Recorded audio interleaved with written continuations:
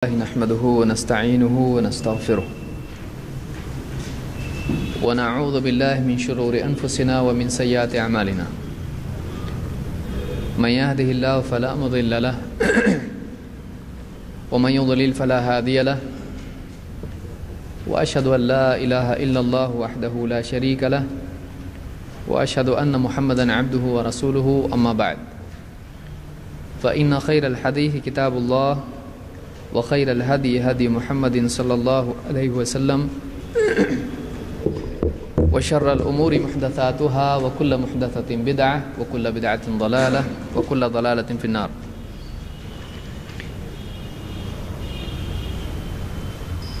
مشکل سے 2 یا 3 درس ہمارے اس سلسلے میں رہ گئے ہیں اور اس کے بعد آپ کے امتحان ہیں.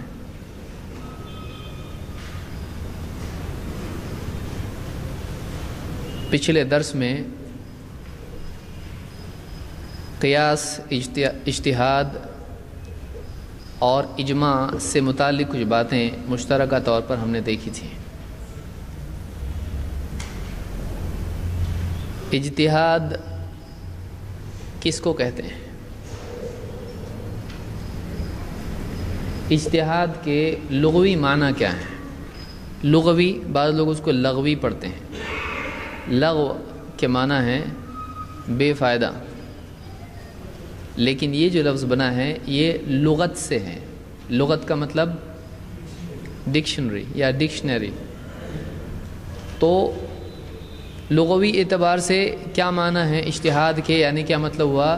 ڈکشنری میں اجتہاد کا کیا مطلب ہے؟ کیا مطلب ہے؟ ڈکشنری معلوم ہے؟ ڈکشنری کس کو کہتے ہیں؟ لغت کس کو کہتے ہیں؟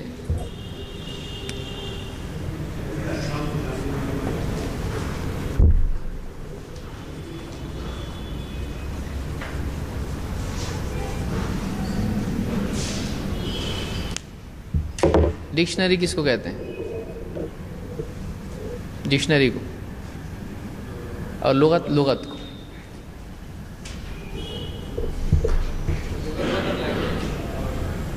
ڈکشنری مطلب اور ووکیبلری مطلب ڈکشنری. ڈکشنری کس کو کہتے ہیں؟ چلیے اچھا پکڑے ہوئے آپ کو.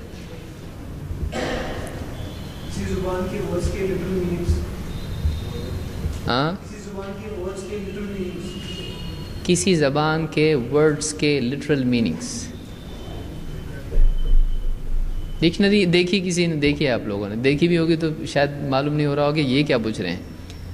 ڈکشنری کسی بھی زبان میں الفاظ استعمال ہوتے ہیں، چاہے وہ اردو ہو، ہندی، انگلش یا جو بھی لینگویج عربی زبان ہے، اس میں الفاظ ہوتے ہیں جیسے کتاب ہے، گھر ہے، ٹیبل ہے، یا جو بھی اس طرح کی ہر زبان کے الفاظ اس میں ہیں. ٹیبل انگلش کا ورڈ ہے، میز جس کو آپ کہیں گے.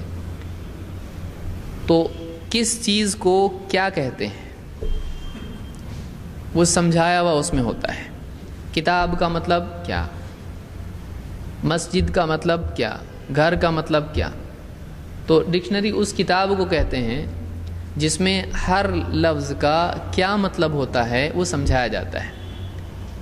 اور خاص بات یہ ہوتی ہے کہ ڈکشنری حروف کی ترتیب پر ہوتی ہے. الف سے شروع ہونے والے حرف الفاظ، پھر با سے، پھر تا سے، جو الف با تا کی ترتیب ہوتی ہے، جیسے انگلش میں ABCD کی ترتیب ہوتی ہے، اس ترتیب پر الفاظ اس میں جمع کیے جاتے ہیں. الف والے پہلے، پھر الف الف، الف با، الف تا، ایسے الفاظ شروع ہوتے ہیں.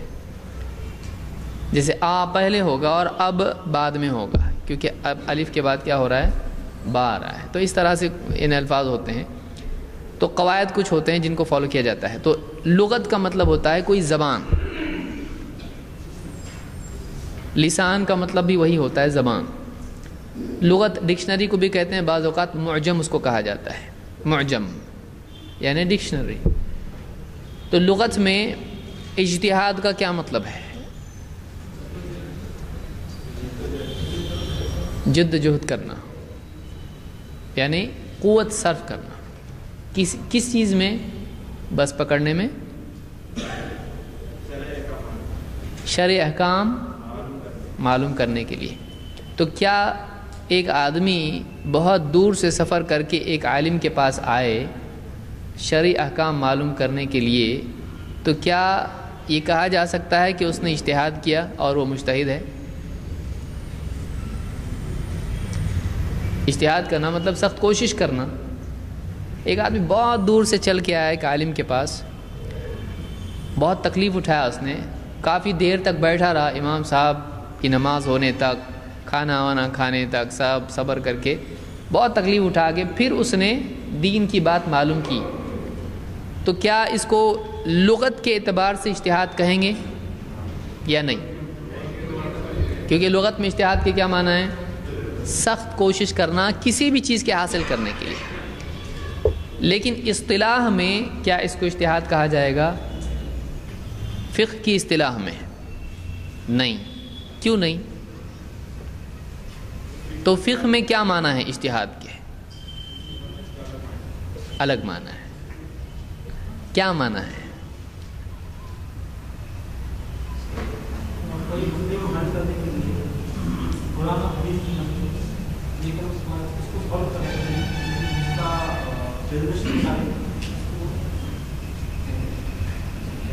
پھر سے ایک بار سیم جواب چاہیے۔ ہاں،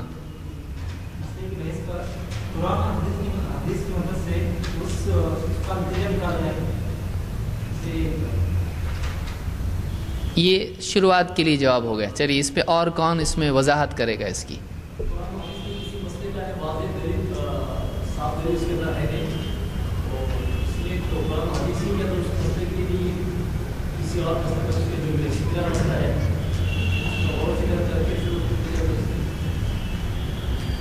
اس کو دوسرے الفاظ میں کون بیان کرے گا؟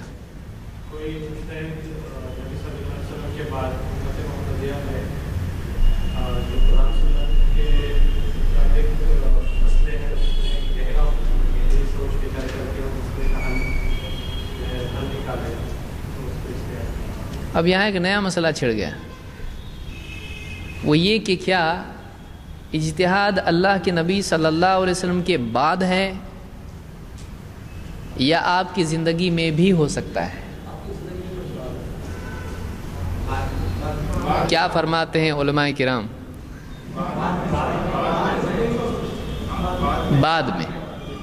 اور زندگی میں بھی بول رہے ہیں کچھ لوگ؟ نہیں نا، زندگی میں نہیں۔ کیا صحابہ نے اللہ کے نبی صلی اللہ علیہ وسلم کی زندگی میں اجتہاد کیا؟ نہیں کیا۔ کیا ان کے لیے جائز تھا کرنا؟ نہیں جائز تھا۔ ایک مرتبہ صحابہ سفر میں تھے، سنن نبی داؤد میں روایت ہے، اور ان کو قبلہ سمجھ میں نہیں آیا اندھیرے کی وجہ سے اور آسمان میں بادلوں کی وجہ سے۔ تو اب قبلہ، نماز پڑھنے کے لیے قبلہ معلوم ہونا چاہیے کہ نہیں؟ معلوم ہونا چاہیے، وہ شرط ہے نماز کے لیے، اس کے بغیر نماز ہوگی نہیں۔ دلیل ہے اس کے لیے آپ کے پاس؟ ناسخ منسوخ میں ہم پیٹ بھر کے دیکھیں اس کو، فولی وجہک شطر المسجد الحرام۔ تو اب ان کو قبلہ سمجھ میں نہیں آیا، تو انہوں نے کیا کیا، جس کو جہاں لگا کہ یہاں قبلہ ہے اس نے وہاں نماز پڑھ لیا۔ یہ کیا تھا؟ نہیں تھا اجتہاد۔ انہوں نے سمجھا کہ ہم زیادہ سے زیادہ کیا کر سکتے ہیں، تو ہم کو جہاں ایسا لگ رہا ہے کہ یہاں قبلہ ہے، کیونکہ جب واقعی انسان کے پاس نص موجود نہ ہو تو وہ اپنے گمان کی بنیاد پر چل سکتا ہے، جو کہ علمی گمان، یہ نہیں کہ ایسے ہی مطلب آدمی کچھ بھی کر رہا ہے۔ تو یہاں لگ رہا ہے قبلہ، تو وہاں انہوں نے نماز وہاں پہ پڑھی، کیونکہ سمت معلوم کرنے کا ایک ذریعہ تو یہ کہ واقعی کسی دلیل کی بنیاد پر، جیسے سورج ہے یا ستارے ہیں، ان کی صورت میں ان کو دیکھ کے آدمی اپنی ڈائریکشن معلوم کرے۔ اگر دونوں بھی نہیں ہیں، کیونکہ بادل آسمان میں تھے، سورج بھی نہیں تھا، اب وہ ذریعہ ختم ہو گیا، تو اب کیا بچ گیا؟ اندازہ کرنا۔ اسی لیے اللہ کے نبی صلی اللہ علیہ وسلم نے دجال کے وقت میں صحابہ سے جب کہا کہ اتنے اتنے دن بڑے ہوں گے، تو صحابہ نے پوچھا ہم نمازیں کیسی پڑھیں؟ آپ نے کہا تم اندازہ کر لینا، تو جہاں واقعی اس طرح کا معاملہ نہیں ہوتا ہے وہاں شرعی گنجائش کیا ہے؟ اندازہ آدمی کر لے. کوئی آدمی ہے اس کو یعنی روزے کے اعتبار سے کوئی ذریعہ نہیں اس کے پاس معلوم کرنے کا کہ وقت ہوا ہے نہیں، تو کیا کرے گا؟ احتیاط کے ساتھ اندازہ کرے گا. تو انہوں نے اندازے سے نماز پڑھ لی. پھر بعد میں اللہ کے نبی صلی اللہ علیہ وسلم کے پاس معاملہ پیش کیا تو آپ نے دونوں کو بھی کچھ کہا نہیں، یعنی دونوں کی نماز ہو گئی. اسی طرح سے دو صحابی سفر میں نکلے، پانی نہیں تھا، نماز پڑھنی تھی. اب دونوں نے تیمم کیا، نماز پڑھی، اس کے بعد پانی مل گیا. ایک نے پچھلی نماز کو باقی رکھا، پھر سے نماز نہیں پڑھی، دوسرے نے وضو کر کے پھر سے نماز پڑھی. اب یہ کیس اللہ کے نبی صلی اللہ علیہ وسلم کے پاس آیا. آپ نے کہا کہ تیرے لیے 2 مرتبہ اجر ہے اور تو نے سنت کے مطابق کیا. جس نے ایک ہی مرتبہ پڑھی تھی آپ نے کہا تو نے سنت کو پا لیا، اور جس نے 2 مرتبہ پڑھی تھی یعنی تیمم کے بعد پھر سے وضو کیا تھا آپ نے کیا کہا؟ تیرے لیے 2 مرتبہ اجر ہے. تو یہ کیوں ہوا؟ ان کو یہ مسئلہ اتنا تو معلوم تھا کہ بغیر وضو کی نماز نہیں، اور اگر پانی نہیں تو تیمم ہے. لیکن تیمم کے بعد پھر پانی مل جائے وقت کے اندر تو اب نماز باقی ہے یا نہیں؟ تو ایک نے یہ کہا کہ نماز پڑھ لی تو ہو گئی، یہی حکم تھا، یہی کیا میں نے. دوسرے نے دیکھا پانی مل گیا، وقت باقی ہے تو پڑھنا چاہیے، میرا تیمم ٹوٹ گیا اور وقت نماز کا بھی ہے، پھر سے پڑھی. تو آپ نے دونوں کو بھی برا کہا نہیں. تو یہ کیا ہوا؟ دونوں نے کیا کیا؟ تو کیا نبی صلی اللہ علیہ وسلم کی زندگی میں بھی صحابہ اجتہاد کرتے تھے؟ کرتے تھے، کیونکہ سفروں میں جاتے تھے. جب اللہ کے نبی صلی اللہ علیہ وسلم ان کے لیے فتویٰ دینے کے لیے موجود نہیں ہوتے تھے تو جتنا علم ان کے پاس ہے اس میں غور کر کے ان کو نئے مسئلے کے لیے حل تلاش کرنا پڑتا تھا اسی علم میں جو ان کے پاس تھا. اس کو کیا کہتے ہیں کہ کسی مسئلے کے پیش آنے پر ایک انسان، ایک عالم قرآن و سنت کے جو بھی دلائل اس کے پاس موجود ہیں اس میں غور کر کے اس کا مسئلہ طلب کرے، اس کا حل طلب کرے. یہ جو کوشش وہ کرتا ہے اس کوشش کا نام کیا ہے؟ اجتہاد. سمجھ میں آیا کہ کسی بھی پیش آنے والے مسئلے میں، دینی مسئلے میں، ایک جانکار انسان قرآن و سنت کے جو دلائل اس کے پاس ہیں ان میں غور کر کے اس پیش آنے والے مسئلے کا شرعی حل تلاش کرے، چاہے اپنے لیے یا دوسرے کے لیے. سوال یہ ہے کہ اجتہاد کس کے لیے ہوتا ہے؟ اپنے لیے یا دوسرے کے لیے؟ کسی کے لیے بھی ہو سکتا ہے، اپنے لیے بھی ہو سکتا ہے اور دوسرے کے لیے بھی ہو سکتا ہے. تو اس کو کیا کہتے ہیں؟ اجتہاد. اجتہاد بعض حالات میں فرض ہو جاتا ہے کہ امت کو حل چاہیے اور ایک واقعی صلاحیت مند عالم ہے اور اس مسئلے کا حل ان کو معلوم کرنا ہے. انشورنس جائز ہے یا نہیں؟ اس زمانے میں انشورنس تھا، بینک کا انٹرسٹ نہیں، سمپل کمپاؤنڈ، اس طرح کی تفریق یا بہت ساری اور چیزیں ہیں. تو اس زمانے میں نہیں تھا.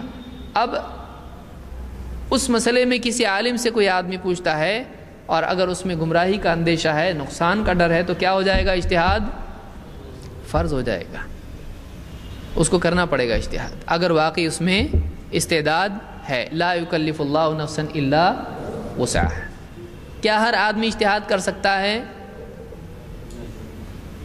کر سکتا ہے اگر اس کے پاس اتنا علم اور صلاحیت ہو، اور اگر علم اور صلاحیت نہیں ہے تو اجتہاد کر سکتا ہے؟ نہیں. ہر آدمی تیر کے سمندر میں سے کچھ بھی لا سکتا ہے کہ نہیں؟ اگر اس کو تیرنا آتا ہو اور اتنا گہرا جا سکتا ہے. تو اجتہاد کا دروازہ کیا اللہ تعالیٰ نے بند کیا ہے؟ جب بند کیا تو کون سی تاریخ کو بند کیا ہم کو بتاؤ. اجتہاد کے بارے میں بعض لوگوں کا کہنا ہے کہ اللہ تعالیٰ نے اجتہاد کا دروازہ بند کر دیا ہے یا بند ہو گیا ہو، اب مجتہد پیدا ہوں گے نہیں.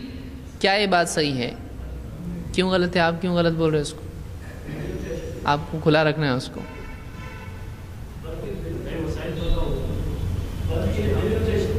بند کے لیے کیا ہونا چاہیے؟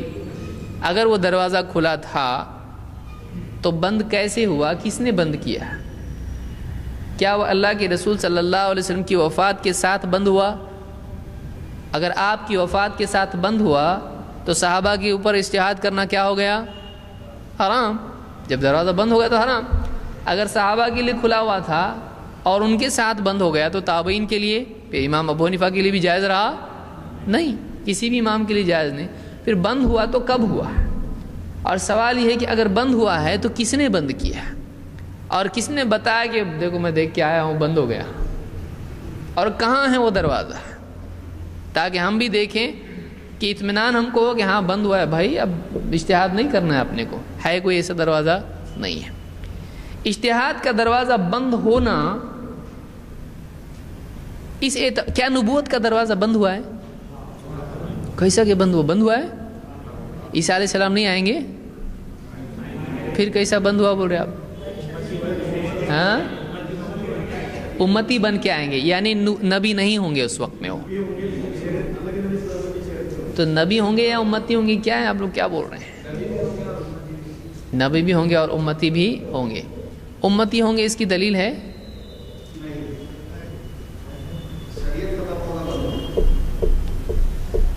وہ امتی ہوں گے اس کی کیا دلیل ہے؟ ان کی حیثیت اس وقت کیا ہوگی؟ نبی کی ہوگی یا نہیں؟ وہ لوگوں کے رہبر بن کے آئیں گے یا پیچھے چلنے والے بن کے آئیں گے؟ کیا وہ تقلید نہیں کریں گے؟ ابھی 4 مسلک، تو اجتہاد کا دروازہ تو بند ہو گیا ہے. اگر بند ہو گیا ہے تو پھر اجتہاد کا دروازہ اگر بند ہو گیا ہے تو کتنے مسلک ہیں؟ اہل حدیث کو چھوڑ دو، بیچارے کیا پریشان کر رہے ہوں. کتنے ہیں؟ 4. ان میں سے کون سے مسلک پہ وہ ہوں گے؟ ظاہر بات ہے جب اجتہاد کا دروازہ بند ہو گیا ہے تو کیا ان کے لیے بھی بند ہو گیا ہے یا وہ نئی شریعت لے کر آئیں گے؟ نئی شریعت لے کے نہیں آئیں گے. شریعت کون سی باقی رہے گی؟ وہ فیصلہ کریں گے تو کس بنیاد پر؟ اللہ کی طرف سے ان کو جو وحی آئے گی اس وقت کے لیے، اور جو شریعت یعنی اس اسلام کی شریعت، محمد صلی اللہ علیہ وسلم کی شریعت ہوگی، اسی کے مطابق وہ کیا کریں گے؟ فیصلے کریں گے. تو اب وہ اس وقت میں فیصلے کریں گے یا پچھلے فیصلوں کو فالو کریں گے کسی امام کے؟ اس وقت میں جو بھی ان کو اللہ کی طرف سے حکم ہوگا، کیونکہ روایت میں کہ اللہ کی طرف سے ان کو حکم ہوگا یوں کرو، اللہ کی طرف سے حکم ہوگا یوں کرو، وہ لے کے چلے جائیں گے. اب اللہ کی طرف سے حکم ہوگا ان کو کہ اب میرے بندوں کو لے جاؤ پہاڑ کے اوپر، اب یاجوج ماجوج آنے والے، تو ڈائریکٹلی وہی اللہ کی طرف سے ان کو ہوگی کہ نہیں ہوگی؟ تو جو بھی کرنا ہے وہ کس کی وحی؟ اللہ کی طرف سے آنے والی وحی کے تحت کریں گے. کیا وہ اس شریعت کو بدلیں گے؟ معلوم ہوا کہ شریعت باقی رہے گی. تو اجتہاد کا دروازہ کیا بند ہوا ہے؟ کیا اجتہاد کی ضرورت باقی ہے؟ کون بولتا ہے باقی ہے؟ یعنی کیوں باقی ہے؟ ہاتھ اٹھا رہے ہیں آپ لوگ. کیوں باقی ہے؟ کوئی ایک مثال دیجئے جو اماموں کے بعد مسئلے پیدا ہوئے ہوں. ہوائی جہاز بنانا، ہاں، ہوائی جہاز میں نماز ادا کرنا، کیا اس پر کسی امام کا فتویٰ ہے؟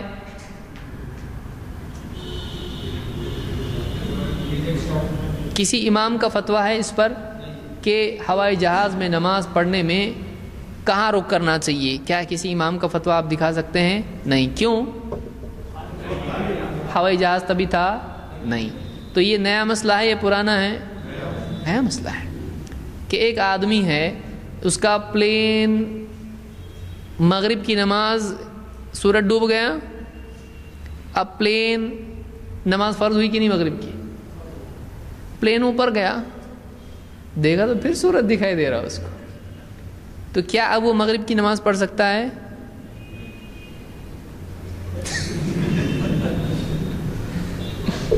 پڑھ بھی سکتا ہے، نہیں بھی سب سے سیف جواب ہے نا. اس ٹائم کی پڑھ لے جب فرض ہو گئی تھی اور اب فرض نہیں ہوئی تو ابھی رکا رہے، یعنی نیچے جا کے واپس پڑھے. کیا پڑھ سکتا ہے وہ؟ نہیں پڑھے گا. وہ کیسے پڑھے گا؟ کیونکہ سورج اس کے لیے فی الوقت غروب نہیں ہوا ہے, سورج باقی ہے اس کے لیے. تو اس کو کیا کرنا پڑے گا؟ رکنا پڑے گا نماز کے لیے. سورج غروب ہوگا تو وہ نماز پڑھے گا. تو اب یہ مسئلہ کیا اس زمانے میں تھا؟ نہیں تھا. یہ اس دور میں پیش آیا ہے. کیا اس کے لیے اجتہاد کرنا پڑے گا یا نہیں؟ کرنا پڑے گا. دلائل میں غور کر کے اس کا جواب ہو سکتا ہے کوئی جواب یہ دے کہ دیکھو اس پر تو فرض ہو چکی تھی جب نیچے ڈوب گیا, تو اب وہ آدمی کیا کرے گا؟ پڑھ لے گا. ہو سکتا ہے کوئی جواب دے. اور کوئی جواب یہ دے گا کہ دیکھو سورج ابھی سامنے ہے, سورج ڈوبنے سے پہلے نماز پڑھ سکتے ہیں, چونکہ اب تک وہ پڑھا ہے نماز نہیں. سورج ڈوبنے پہ پڑھے گا یا سورج نہیں ڈوبنے پہ پڑھے گا؟ ڈوبا پڑھے گا, خلاص. ایسا بھی جواب کوئی دے سکتا ہے. تو اس صورت میں کیا کرنا پڑے گا؟ اجتہاد. ایسے کئی مسائل ہیں, ایسے کئی مسائل ہیں. تو ان مسائل کے لیے اجتہاد کی ضرورت ہے یا نہیں؟ نماز جیسے مسائل میں, طہارت کے مسائل میں, اور بھی کسی طرح کئی مسائل ہو سکتے ہیں. جیسے مثال کے طور پر کوئی آدمی, اس کو پیشاب کی شکایت ہے, بار بار اس کے قطرے نکلتے ہیں. کیا اللہ کے نبی صلی اللہ علیہ وسلم کی صراحت کے ساتھ اس مسئلے پر حدیث ہے؟ ہمارے علم میں نہیں ہے. تو اب کیا کرنا پڑے گا؟ اس کے لیے اجتہاد کرنا پڑے گا, غور کرنا پڑے گا کہ اس طرح کا کوئی مسئلہ اس زمانے میں تھا کہ نہیں تھا, اور پھر اس کے بعد فیصلہ کرنا پڑے گا. یہ ایک الگ مسئلہ ہے کہ اس کا کیا جواب ہے. اس تحاضہ پر اس کو اہل علم نے قیاس کیا ہے کہ ایک عورت جس کو حیض نہیں آتا ہے اور بار بار اس کا خون خارج ہوتا ہے پیشاب کی جگہ سے, تو وہ کیا کرے گی؟ یہ اس زمانے میں مسئلہ تھا. تو اس زمانے میں آپ کا فیصلہ اس سلسلے میں آپ نے دیا اور آپ نے بتایا کہ ایسا ایسا اس نے کرنا ہے.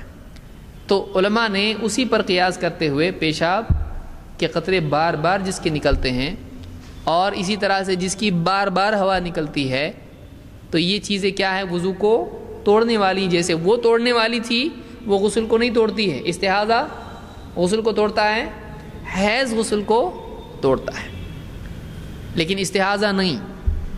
تو اس کے لیے علماء نے جو فتویٰ اللہ کے نبی صلی اللہ علیہ وسلم کا تھا, اسی پر قیاس کرتے ہوئے یہ جواب دیا ہے. ہوائی جہاز کے لیے لوگوں نے کہا دیکھو ہوائی جہاز کا کیسا کریں گے؟ لاؤ دلیل قرآن و سنت سے.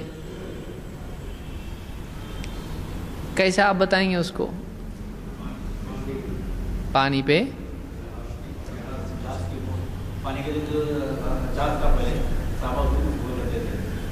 تو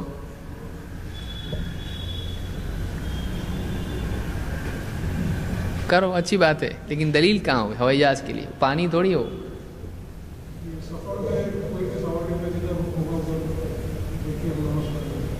یعنی کسی بھی سواری پر نماز پڑھنا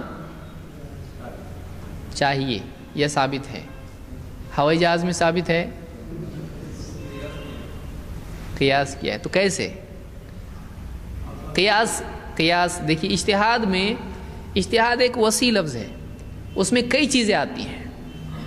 سند کی تحقیق کرنا, طرق جمع کرنا, پھر اس کے معنی لغت میں دیکھنا, اس لفظ کا کیا مطلب ہے, پھر ناسخ منسوخ دیکھنا. یہ پوری چیزیں کیا ہیں؟ کس کی ضمن میں آئیں گی؟ قیاس نہیں, یہ اجتہاد ہے. لیکن اجتہاد کے جتنے اعمال ہیں ان میں سے ایک عمل کیا ہے؟ قیاس. سمجھ میں آیا؟ اجتہاد ایک وسیع لفظ ہے, ایک بڑی بلڈنگ ہے, اس میں ایک روم کیا ہے؟ قیاس ہے. تو قیاس اور اجتہاد میں عموم اور خصوص کا تعلق ہے, یا ایک ایسا تعلق ہے کہ اجتہاد ایک بڑی چیز ہے, اس کا ایک حصہ کیا ہے؟ قیاس ہے. قیاس کیا ہے؟ قیاس ایسی چیز, ایسا معاملہ جو اللہ کے نبی صلی اللہ علیہ وسلم کے زمانے میں پیش آیا, قرآن و سنت میں جو موجود ہے, اور اس کا شرعی حکم بھی موجود ہے, اس سے ملتا جلتا اگر کوئی دوسرا معاملہ بعد میں پیش آئے جو براہ راست اس میں موجود نہ ہو, تو ایسے بعد والے معاملے کو پچھلے معاملے پر رکھ کر اس کا جو حکم ہے اس کا فیصلہ یہاں کیا جاتا ہے. یہ سادہ الفاظ میں ہم بتا دیں. ٹیکنیکلی قیاس میں 4 چیزیں ہوتی ہیں: اصل، فرع، علت، حکم. اصل، فرع، علت، حکم. اب اس کو پریکٹیکل عملی تطبیق، پریکٹیکل اپلیکیشن اس کا کیسا ہوگا؟ سادہ مثال ہم لیتے ہیں. خمر. کیا خمر حرام ہے؟ کل مسکر خمر و کل خمر حرام، کل خمر حرام. تو خمر کیا ہے؟ چاہے وہ جو سے بنی ہو یا کسی بھی چیز سے بنی ہو، وہ کیا ہے؟ شراب. شراب حرام ہے، شراب حرام ہے. اردو کی شراب. عربی کا شراب پانی بھی ہو سکتا ہے. عربی میں پینے کی چیز کو کیا کہتے ہیں؟ شراب. لیکن اردو میں شراب کس کو کہتے ہیں؟ ہاں، بیوی سے نہیں بول سکتے ذرا شراب لا ایک عربی کا. وہ بولیں کیا ہو گیا، شراب مانگ رہے، ابھی نماز پڑھ کے ایسی باتیں کر رہے ہیں. تو اردو میں شراب کے خاص معنی ہے، لیکن عربی میں شراب ہر پینے والی شربت کو اور پانی کو سب کو شراب کہا جا سکتا ہے. مشروب، پینے والی چیز، پی جانے والی چیز. تو خمر یعنی شراب یہ حرام ہے. کیوں؟ کس وجہ سے؟ کڑوی رہتی ہے، میٹھی رہتی ہے، اس لیے نشے کی وجہ سے. کیا ہے؟ نہیں، خمر حرام ہے، اس کی وجہ کیا ہے؟ نشہ. تو نشہ کیا ہے؟ اس میں 4 لفظ میں نے ذکر کیے تھے: اصل، فرع، علت، حکم. تو نشہ کیا ہے اس میں؟ علت. دیکھیے ابھی کیا ہے. اصل، فرع،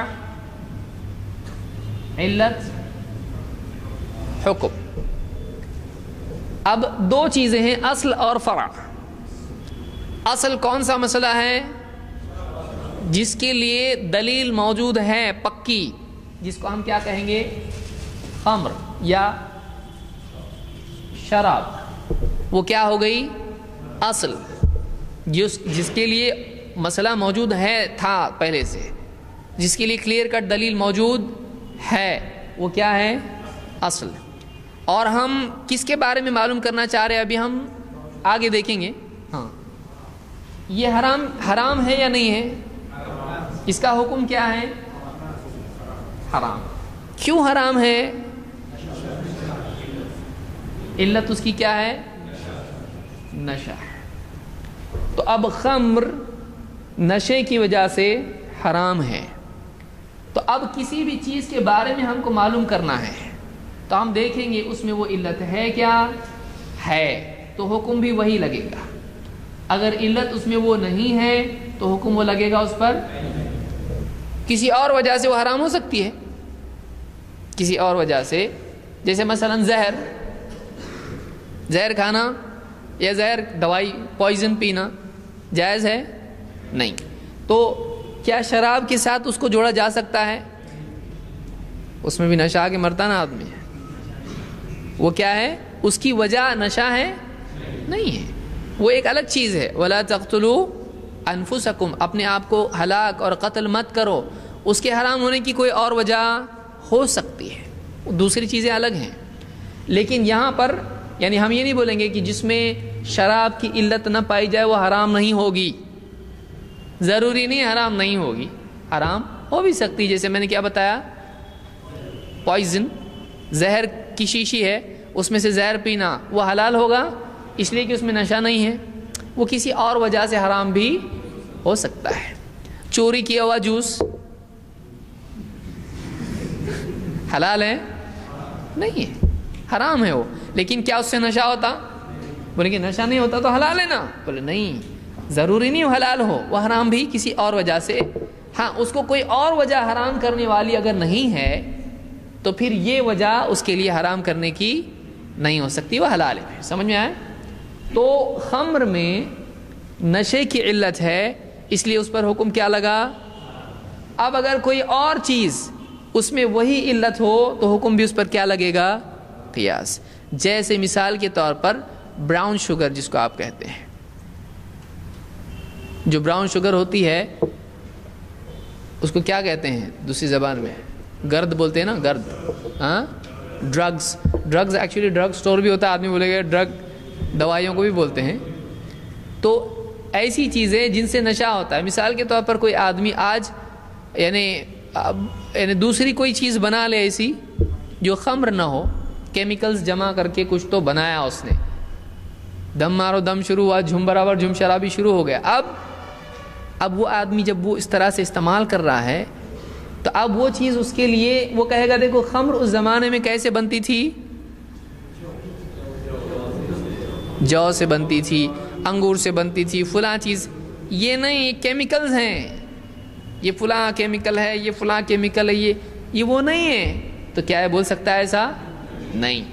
بلکہ وہ کیا کہے گا، اس کو کیا کہا جائے گا، اس میں علت نشہ ہے. تو کائے کا بھی بنا، گٹر کے پانی کا بنا، تو اگر اس میں نشہ ہو رہا ہے اور وہ اس سے گندا ہوتا ہے، گٹر کا پانی اپنی ایک نجاست اس میں ہے لیکن اس کی نجاست اس سے بری ہے. ایک آدمی گٹر کا پانی پی کے زنا نہیں کرتا ہے، چوری اور قتل و غارت گری نہیں کرتا ہے، بیمار ڈاکٹر کے پاس جاتا بیچارہ ہو، ہے کہ نہیں، بیمار پڑے گا وہ. لیکن شراب پی کے آدمی اتنے برے کام کرتا ہے جو آدمی گٹر کا پانی پی کے بھی نہیں کرتا ہے. اتنی بری شراب ہے، ام الخبائث. تو کسی بھی دوسری چیز میں اگر وہ علت پائی جائے، جیسے براؤن شوگر ہے مثال کے طور پر، تو اس پر حکم بھی کیا لگے گا، حرام کا. سمجھ میں آیا؟ تو ہم یہ کہیں گے کہ اس میں فرع کیا ہے، براؤن شوگر یہ کیا ہے، گرد ہے، یہ فرع ہے، یہ اصل ہے، یہ فرع ہے.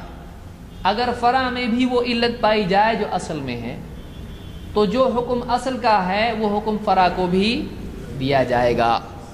اس کو کیا کہتے ہیں، قیاس.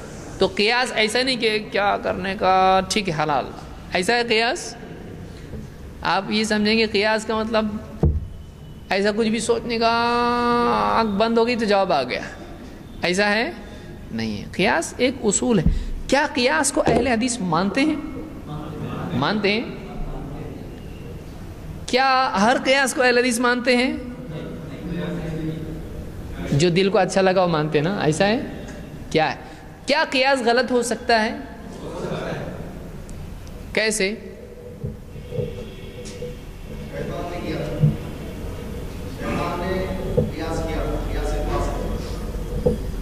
کیسے؟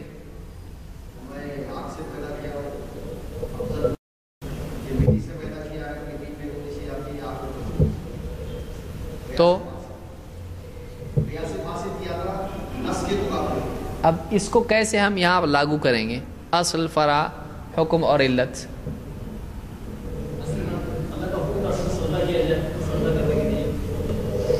ہاں نہیں، لیکن اس کا قیاس کیا تھا اور کیوں غلط تھا؟ آپ قیاس جب بول رہے ہو، قیاس کی ٹرمینالوجی آ رہی نہیں اس کے اندر. ٹھیک ہے لیکن یہ کہاں ہے، اس جواب میں ادھر آ رہا ہی نہیں نا. ہاں یعنی علت کبر ہے. کیسے؟ اصل کیا ہے اس میں؟ شیطان نے قیاس کیا. کیا قیاس کیا؟ یہ مثال اگر مشکل ہے تو چھوڑ دو اس کو، کیونکہ جواب تو ذرا ڈینجر ہو گیا، یہ تو بہت دور کا قیاس ہو گیا ہے. انا خیر منہ کیا ہے، اصل ہے. بہت سوچا اس نے. وہ ہم کو یہاں یہ دیکھنا ہے یا اس فریم ورک میں وہ کیسا بیٹھتا ہے، آپ اس پر کیسا حکم لگاؤ گے کہ قیاس صحیح ہے غلط ہے. یہ مثال نہیں سمجھ رہی، چھوڑ دو آپ اس کو، دوسری مثال لو. مثال آبل مجھے مار ہو گیا نا. دوسری مثال لو، آپ آسان سے شروع کرو. ٹھیک ہے ہم اس پہ بھی آئیں گے بعد میں.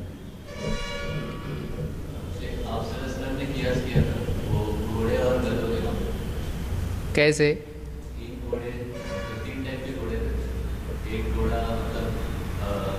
نفع دینے والا ہے جو اللہ کے راہ میں ہے، دوسرا گھوڑا ایک نفع جو نقصان دیتا ہے، اور تیسرا گھوڑا جو نفع بھی نہیں دیتا اور نقصان بھی نہیں دیتا، تو اس کے کام کے لیے جو وہ یوز کرتا ہے. تو وہ صحابی نے پوچھا تو گھوڑے کے لیے کیا ہے؟ تو انہوں نے کیا اور بولا کہ گھوڑے کے لیے مجھے حکم نہیں آیا کہ گھوڑے پہ جو ہے وہی غسل ہے. آسان مثال ہے یہ، صحیح ہے، لیکن سمجھے گی نہیں سب کو. ہاں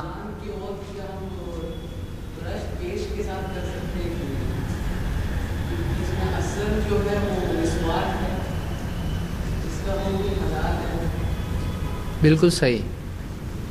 یہ قیاس صحیح ہے یا فاسد ہے؟ اچھا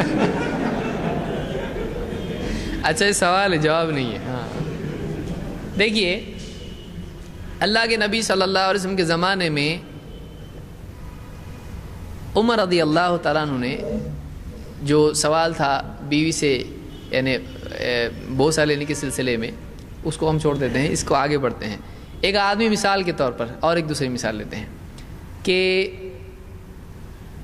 وضو کرتا ہے روزے کی حالت میں، تو مسواک کر سکتا ہے؟ کر سکتا ہے. مسواک میں ٹیسٹ ہوتا ہے، کیا وہ حلق میں جانا چاہیے؟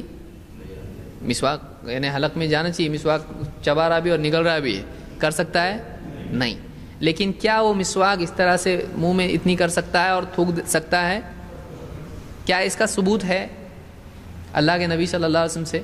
صحابی کہتے ہیں میں نے ایک سے زیادہ مرتبہ دیکھا ہے روزے کی حالت میں آپ کو مسواک کرتے ہوئے، سنن ابی داؤد وغیرہ میں اور بھی حدیث کی کتاب میں روایت موجود ہے. مسواک کرنا ثابت اللہ کے نبی صلی اللہ علیہ وسلم سے روزے کی حالت میں ہے. اب مسواک کی بجائے اگر ایک آدمی برش کرتا ہے تو کیا یہ اس کے لیے جائز ہوگا؟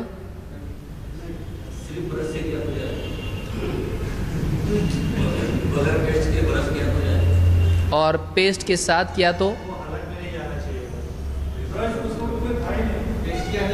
برش اس وقت میں تھا ہی نہیں، اس کو لانا ہی نہیں تھا.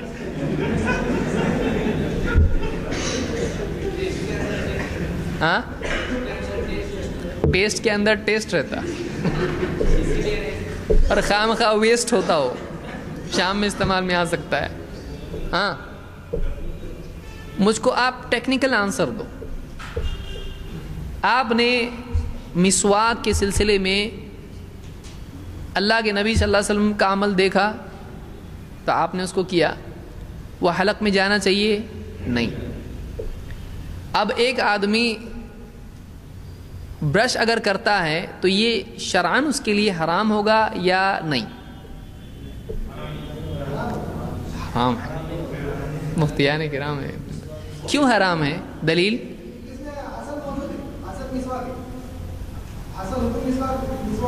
یعنی جب اصل ہو تو فرع کے بارے میں بات ہی نہیں کرنے کا. ہم تو وہی کر رہے ہیں یہاں پر کہ اصل کی بنیاد پر ہم فرع معلوم کرنے کی کوشش کر رہے ہیں. صحیح ہے. اچھا ہاں اصل اور فرع آپ لوگوں کو سمجھ میں آ رہا ہے کہ نہیں آ رہا ہے؟ ہم یہ کہہ رہے ہیں کہ ایک ایسی چیز جو پہلے سے تھی بعد میں ایک اور چیز آئی، جیسے ایک آدمی کا ہے. اب یہ دیکھو، یہ اصول اگر اپنایا جائے، ہم کہیں گے اللہ کے نبی صلی اللہ علیہ وسلم کے زمانے میں سواری کیسا کی لوگ، اصل کیا ہے؟ اصل ہے نا ابھی پلین میں جانے کا نہیں، ناؤ ہے نا پلین میں جانے کا نہیں، تو کیا ایسا کر سکتے ہیں؟ نہیں کر سکتے ہیں. تو ہم یہی دیکھ رہے ہیں کہ بعد میں جب فرع اگر کوئی آئے، ایسی کوئی بعد میں کوئی چیز ایسی ہو، اس کو ہم ڈھونڈ رہے کہیں بیٹھتا ہے کہ یہ بیٹھے گا تو ٹھیک، نہیں تو نہیں. جیسے کشتی مثال کے طور پر، سمندر کے نیچے کیا ہوتا ہے؟ سمندر کے نیچے پانی ہوتا ہے، تو سمندر میں کیا ہوتا ہے؟ سمندر کے نیچے تہ میں اور تہ یعنی اس زمین کے اور ناؤ کے بیچ میں کیا ہے؟ پانی.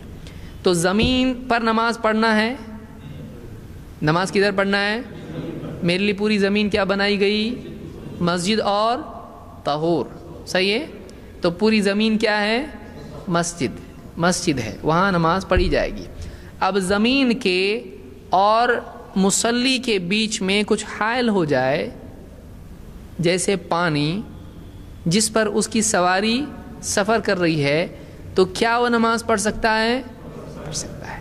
اگر پانی کی جگہ ہوا آ جائے تو جب پانی حائل ہو گیا بیچ میں تو وہ پڑھ سکتا ہے۔ تو قرآن میں اللہ نے جیسے فرمایا وَلَهُم مِّن مِّثْلِهِ مَا يَرْكَبُونَ، سورہ یاسین میں اللہ نے کہا نا، کشتیوں کا ذکر کیا اللہ تعالیٰ نے، اور اللہ نے کیا فرمایا وَلَهُم مِّن مِّثْلِهِ مَا يَرْكَبُونَ، کہ ان کشتیوں ہی کی طرح ان کے پاس اور بھی ہیں چیزیں جن پر وہ سواری کرتے ہیں۔ تو مِّن مِّثْلِهِ اللہ نے اس کو قرار دیا کہ باقی سواریاں بھی کیا ہیں؟ اسی کی مثل ہیں۔ تو اس پر جو حکم لگ رہا ہے وہ دوسری سواری پر بھی لگے گا، الا یہ کہ کوئی نص اس سے روکے۔ صحیح ہے؟ الا یہ کہ کوئی، الا معلوم ہے آپ کو کیا ہوتا ہے؟ سوائے اس کے کہ کوئی اور دلیل اس کو روک دے۔ سمجھ میں آیا؟ تو ہم کہیں گے کہ پلین میں بھی کیا ہوتا ہے؟ بیچ میں زمین کے اور پلین کے بیچ میں، کیونکہ پلین کس پہ اڑتا ہے؟ کیا وہ ٹکا ہوتا ہے؟ نہیں، وہ کس پہ ٹکا ہوتا ہے؟ ہوا پہ ٹکا ہوتا ہے۔ اللہ تعالیٰ نے ما یمسکہن الا الرحمن، پرندوں کو کون تھامے ہوئے ہیں؟ رحمان۔ تو وہ پرندے ہوا پر اڑتے ہیں، گویا کہ وہ اس پر گلائیڈ کرتے ہیں۔ اگر ہوا ہی نہ ہو تو اڑ سکتے ہیں؟ تو معلوم ہوا کہ ہوا ضروری ان کے اڑنے کے لیے، تو ہوا پر اڑتے ہیں جیسے پانی تیرنے کے لیے۔ اسی طرح سے آسمان میں جتنی چیزیں اللہ نے فرمایا کہ کل فی فلک یسبحون، یسبحون سبح کا معنی کیا ہوتا ہے؟ تیرنا۔ تو آسمان میں جتنے ستارے، چاند، سورج ہیں وہ سب کیا کر رہے ہیں؟ اپنے اپنے دائرے میں تیر رہے ہیں۔ تو اللہ نے اس کو تمثیل کس کی دی؟ تیرنے کی۔ تو جو یہاں حکم لگ رہا ہے پانی کا، وہ کیا لگے گا وہاں بھی، کیونکہ وہ بھی کیا ہے؟ تیرنا ہے۔ سمجھا؟ اب اس پہ کیا کیا ہم نے؟ اس کو ایسا قیاس کرتے ہیں۔ تو اس پر جو اصل ہے، اصل اس میں کیا ہے؟ کشتی، کشتی میں نماز، تو یہ اصل ہے۔ اور اس میں علت کیا ہے کہ وہ یعنی بیچ میں جو ہے زمین ہے، اس کے اوپر پانی ہے اور وہ کشتی ہے، تو اس بنیاد پر وہ کیا ہے؟ نماز اس میں جائز ہے۔ نبی صلی اللہ علیہ وسلم نے اس کو جائز قرار دیا ہے۔ تو اگر زمین کے اور اس کے بیچ میں کوئی چیز حائل ہو تو بھی نماز پڑھ سکتے ہیں۔ تو اس میں جواز ہے، حکم کیا لگ رہا ہے؟ جواز۔ تو اگر پلین میں بھی کرتے ہیں تو کیا ہوگا؟ جواز کا حکم اس پر لگے گا۔ سمجھ میں آیا؟ ویسے ہی نشے کے بارے میں ہم نے دیکھا۔ اب ایک مثال ہم دیکھتے ہیں، کوئی بیچ میں مثال آئی تھی ابھی مسواک کی۔ اگر آدمی مسواک کرتا ہے، زبان پہ ذائقہ محسوس ہوتا ہے، روزہ ٹوٹتا ہے؟ نہیں۔ تو زبان پہ ذائقہ محسوس ہونے سے روزہ ٹوٹتا ہے؟ نہیں۔ اور وہ کیوں ہے؟ منہ کی صفائی کے لیے۔ اگر آدمی پیسٹ استعمال کرتا ہے اور ذائقہ محسوس ہوتا ہے لیکن حلق میں نہیں جاتا ہے تو حکم کیا لگے گا؟ جواز کا حکم لگے گا۔ یہ اور بات ہے کہ اگر کوئی اور اس میں چیز اضافہ ہو جائے ایسی جس سے روزے میں خطرہ محسوس ہونے لگے تو پھر اس کا کراہت سے حرمت کی طرف حکم جائے گا۔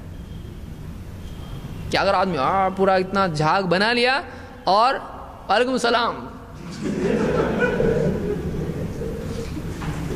اگر اتنا جھاگ بنا لیتا ہے آدمی کہ وہ حلق میں چلا جائے اور ڈر اس کا بڑھ جائے تو کیا پھر اس کے لیے اس کو کرنا ہے ویسا؟ لیکن آدمی اوپری اوپر اس طرح سے برش کر لے تھوڑا سا لے کے اور پھر اچھی طرح سے کلی کر دے تو شرعاً وہ چیز حرام نہیں ہوگی۔ یہی وجہ ہے کہ بعض علماء نے اس کی جواز کا فتویٰ دیا ہے، اگرچہ احتیاط یہ کہ آدمی جہاں خطرہ ہے وہاں جانا نہیں، لیکن حرام اس کو بول سکتے ہیں نہیں، اس لیے کہ اس کی حرمت کی علت آپ کے پاس موجود نہیں ہے۔ تو اس کو کیا کہتے ہیں؟ قیاس۔ اس طرح کے کئی مثال کے طور پر ایک بڑا آپ نے دعوت دی لوگوں کو، بریانی بنائی آپ نے، اس میں اگر پکنے کے بعد مرا ہوا چوہا گر گیا تو اب وہ کھانا حلال ہے کہ حرام ہے؟ دلیل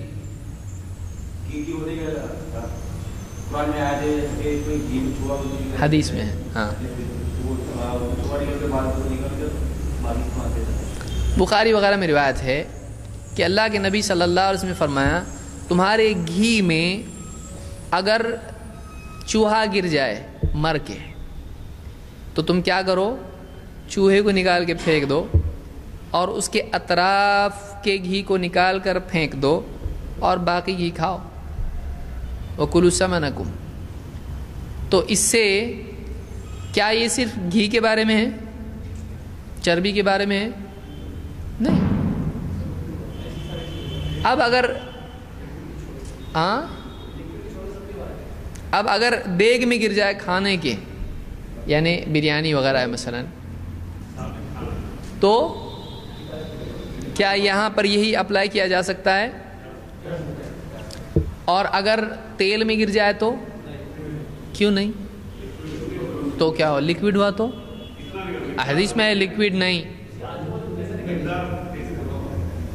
یعنی ہاں تو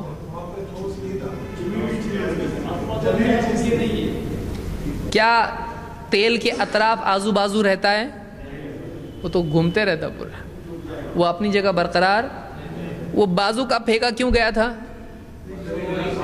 اس کا اثر تو تیل میں کہاں پہنچتا ہے اثر؟ تو جو نکال کے پھینکنے کا جو حکم تھا وہ جائز تھا، یعنی وہ کھانا جائز ہے کیونکہ مال کو ضائع کرنا جائز ہے، تو اس کو کیا کہا گیا؟ پھینک دو۔ وہ کھانا جائز ہوتا تو پھینکنے کا حکم آتا نہیں، تو اس کھانے پہ کیا حکم لگا؟ حرمت کا، وہ کھانا جائز، باقی کھانے پہ جائز ہے۔ اب تیل میں ایسا ہو سکتا ہے، پانی میں ایسا ہو سکتا ہے کہ اتنا پانی نکال دو اس کے بازو کا اور باقی پانی پیو، بہت ٹیسٹی ہے، کر سکتے ہیں ایسا؟ نہیں۔ کیوں؟ اس لیے کہ اس کے آس پاس کچھ باقی متعین ہے نہیں ہے، اس کا اثر پورے پانی میں چلا گیا، تو اس کو نکال کے پھینکنے میں کوئی مطلب نہیں ہے۔ لیکن اب اس میں دو چیزیں الگ ہیں، وہ کتنے پانی کے بارے میں حکم لگے گا؟ تھوڑے پانی کے بارے میں۔ اگر بڑے پانی میں، زیادہ پانی میں اگر وہ ہو، جیسے اتنا بڑا ٹینک ہے، اس میں اگر چوہا گر گیا تو کیا وہ پانی نجس ہوگا؟ نہیں، اس لیے کہ اس کے لیے مستقل دوسری دلیل ہے، اذا کان الماء قلتین فانہ لا ینجس۔ اگر پانی 2 قلہ ہو تو وہ نجس نہیں ہوتا ہے نجاست کے گرنے سے۔ قلہ یعنی 227 یعنی 454 کلو گرام اتنا ہوتا ہے۔ اتنا اگر پانی ہے تو وہ یعنی ایک بڑا جو ہے گھڑا اس زمانے میں ہوتا تھا، اس کے اتنا پانی 1 قلہ ہوتا ہے۔ اسے 2 قلے اگر ہوں تو وہ پانی نجس نہیں ہوتا ہے۔ 450 کے آس پاس اس کو پکڑ کے چلے آپ، لیٹر، کلو گرام۔ تو اتنا پانی صرف نجاست کے گرنے سے نجس ہوتا ہے نہیں، جب تک کہ اس کے رنگ، بو یا ذائقے میں سے کسی ایک چیز میں تبدیلی نہ آئے۔ اگر آ گئی تو نجاست کے گرنے سے، تو وہ پانی کیا ہوگا؟ استعمال کے لائق۔ ہم کتاب الطہارہ وغیرہ آگے کریں گے، جب اس میں انشاءاللہ اس کو تفصیل سے دیکھیں گے۔ تو اس کو حدیث القلتین بولتے ہیں۔ چائے میں مکھی گر گئی تو اس کے لیے مستقل دلیل کیا ہے؟ اگر تمہاری پورا ڈبا دو نکال کے اور چاہو تو پی سکتا ہے آدمی، زبردستی پینا چاہے، اس کو نہیں لگتا ہے تو نہیں پی سکتا ہے، ضروری نہیں ہے۔ ہاں، مکھی کے لیے ہے، وہ سب کے لیے نہیں ہے، مکھی کے لیے حدیث میں ذکر آیا اس کا۔ تو قیاس سمجھ میں آیا آپ کے کہ آپ اگر ایک مسئلہ جو بعد کے دور میں آتا ہے، اگر اس میں وہی علت ہے جو پچھلے مسئلے میں تھی، اس پر یہی حکم لگایا جائے گا۔ اور اس کی کئی مثالیں علماء نے دی ہیں قیاس کے سلسلے میں، جیسے اللہ کے نبی صلی اللہ علیہ وسلم نے گناہوں کے معاف ہونے کے سلسلے میں آپ نے بتایا کہ تمہارا کیا خیال ہے اس آدمی کے بارے میں کہ جو روزانہ دن میں 5 مرتبہ غسل کرتا ہے، اس کے گھر کے باہر، یا اس طرح سے مختلف روایت آئی ہیں کہ وہ نہر ہے پاک، نہرن جارن غمرن، گہرے پانی کی نہر ہے جس کا پانی جاری ہے، اگر روزانہ دن میں 5 مرتبہ وہ اس میں غسل کرتا ہے، کیا وہ پانی اس کے بدن پر کوئی گندگی میل چھوڑے گا؟ صحابہ نے کہا بالکل نہیں. تو آپ نے کہا کذالک مثل الصلوات الخمس، ایسی ہی مثال ہے 5 نمازوں کی. یمحو اللہ بہن الخطایا، اللہ تعالیٰ ان کے ذریعے سے گناہوں کو مٹا دیتا ہے. تو یہ کیا کیا آپ نے کہ جیسے یہاں ہے ویسے وہاں ہے. سمجھ میں آ رہا ہے کہ ایک مسئلے سے آپ نے دوسرا سمجھایا کہ جیسے گہرے پانی میں 5 مرتبہ غسل کرنے سے میل نکل جاتا ہے، ویسے ہی 5 مرتبہ نماز پڑھنے سے گناہ نکل جاتے ہیں. تو اس طرح سے اور کئی مثالیں آپ صلی اللہ علیہ وسلم نے دی ہیں. یا جیسے آپ دیکھیں گے حدیث میں ہے کہ جو آدمی حج کرے اور اس میں گناہ کی اور بے حیائی کی حرکتیں نہ کرے تو وہ ایسا لوٹتا ہے جیسے تو جیسا وہ ہے ویسا وہ ہے. یہ کیا ہے؟ اس کو دیکھو ویسا وہ ہے. تو یہ بھی کیا ہے؟ قیاس ہے. اس کا معاملہ اس سے جوڑنا، جو سامنے ہے اس سے کوئی اور چیز کو سمجھانا، اس کو کیا کہتے ہیں؟ قیاس. پیڑ کی ڈالی کو ہلا کے کہا سردیوں میں جیسے اس کے پتے جھڑ رہے ہیں ویسے ہی نماز سے گناہ جھڑتے ہیں. قرآن میں علماء نے کہا کہ آیت جو اللہ نے کہا فَاعْتَبِرُوا يَا أُولِي الْأَبْصَارِ، اے بصیرت والو، اے دیکھنے والو، عبرت لو، عبرت لو. ایک خاص قوم کا ذکر کیا اور کہا کہ دیکھو ان کے ساتھ ایسا ہوا، فسق و فجور کی گناہ کی وجہ سے، اللہ کے حکم کی مخالفت کی وجہ سے تم ان سے عبرت لو. کیا مطلب؟ یعنی دیکھو انہوں نے ایسا کیا تو ایسا ہوا، تم ان سے عبرت لو. یعنی تم بھی اگر ایسا کرو گے تمہارے ساتھ بھی ایسا ہی ہوگا. تو یہ کیا ہوا؟ قیاس ہوا. جیسے ان کے عمل پہ حکم لگا، فیصلہ آیا، ویسا تمہارے عمل پہ بھی اللہ کی طرف سے فیصلہ آئے گا. تو یہ اصل علماء نے ذکر کی ہے، دلیل ذکر کی ہے قیاس وغیرہ کے سلسلے میں. تو یہ سمجھ میں آیا آپ کو؟ تو میں سمجھتا ہوں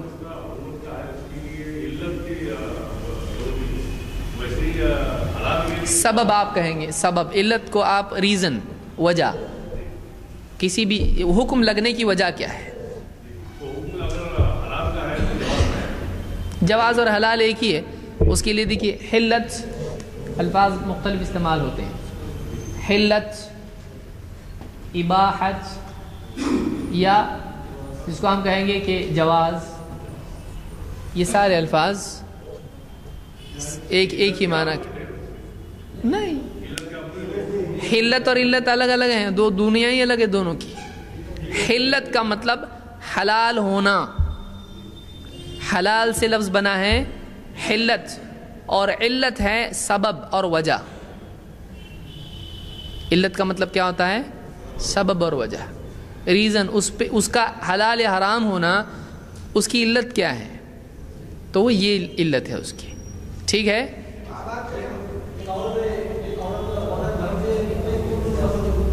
ایک عورت کتنے کلومیٹر قصر کا سفر عورت الگ اکیلے بغیر محرم کے نہیں کر سکتی ہے.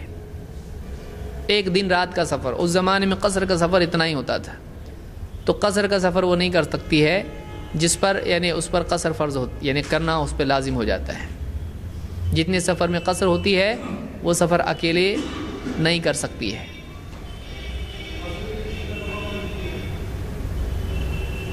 48 میل ابن عباس اور ابن عمر کے قول کے مطابق. 78 یا 82 کے آس پاس کچھ ہوتا ہے. 76 78 کتنا ہوتا ہے دیکھیں. 1.6 مائلز کا، میل کا 1 کلومیٹر ہوتا ہے.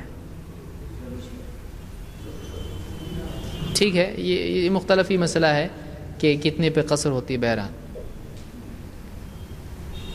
اور کچھ اس سلسلے میں ذہن میں ہے؟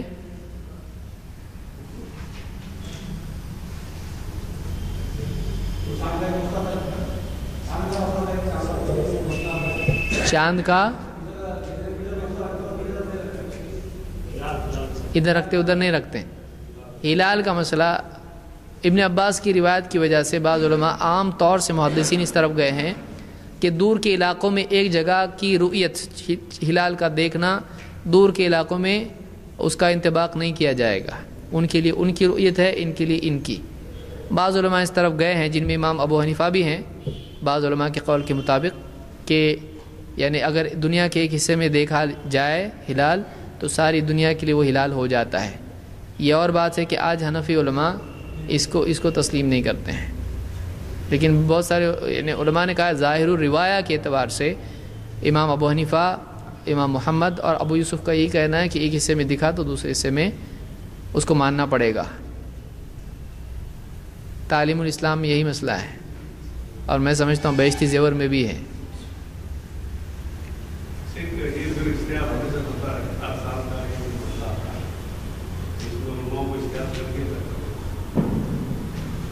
اتفاق ہوگا یا اختلاف ہوگا؟ جب تک کہ اتفاق نہیں ہوتا اختلاف رہے گا. ہر ایک کی تحقیق اور ہر ایک کا اجتہاد الگ ہوگا. لہٰذا آدمی کو اپنے علاقے سے الگ نہیں ہونا چاہیے، جیسا کہ ابن عباس کے وقت میں ہوا. وہ دوسرے علاقے سے الگ ہو گئے، لیکن مدینہ میں 2 عیدیں ہوئی ہوں اس طرح کی کوئی دلیل نہیں ہے، کیونکہ خبر تو پھیل چکی تھی رؤیت کی حضرت معاویہ کی، لیکن 2 عیدیں اس طرح سے وہاں نہیں ہوئی. ٹھیک ہے، انشاءاللہ اگلا درس ہمارا ہو سکتا ہے اس سلسلے میں آخری درس ہو.